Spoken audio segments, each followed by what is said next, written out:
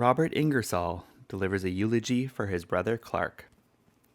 My friends, I am going to do that which the dead oft promised he would do for me. The loved and loving brother, husband, father, friend died where manhood's morning almost touches noon, and while the shadows still were falling toward the west. He had not passed on life's highway the stones that mark the highest point, but, being weary for a moment, he lay down by the wayside, and using his burden for a pillow, fell into the dreamless sleep that kisses down his eyelids still. While yet in love with life and raptured with the world, he passed to silence and pathetic dust. Yet, after all, it may be best, just in the happiest, sunniest hour of all the voyage, while eager winds are kissing every sail, to dash against the unseen rock, and in an instant hear the billows roar above a sunken ship. For whether in mid-sea or among the breakers of the farther shore, a wreck at last must mark the end of each and all. And every life, no matter if its hour is rich with love and every moment jeweled with joy, will, at its close, become a tragedy as sad and deep and dark as can be woven of the warp and woof of mystery and death. This brave and tender man, in every storm of life, was oak and rock, but in the sunshine he was vine and flower. He was the friend of all heroic souls. He climbed the heights and left all superstitions far below, while on his forehead fell the golden dawning of the grander day. He loved the beautiful, and was with color, form, and music touched to tears.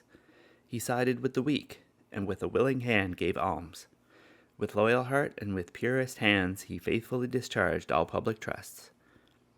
He was a worshipper of liberty, a friend of the oppressed. 1,000 times I had heard him quote the words, "For justice all places, a temple, and all seasons summer."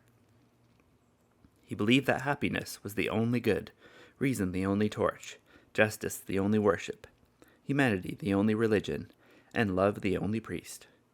He added to the sum of human joy, and were everyone to whom he did some loving service to bring a blossom to his grave, he would sleep tonight beneath a wilderness of flowers.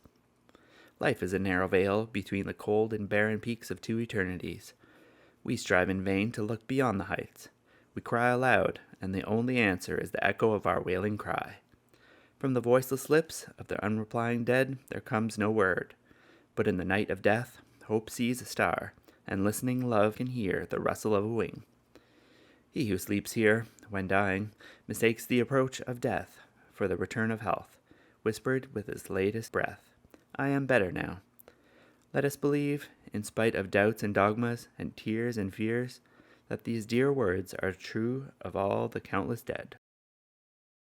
And now to you who have been chosen from among the many men he loved to do the last sad office for the dead, we give this sacred dust. Speech cannot contain our love.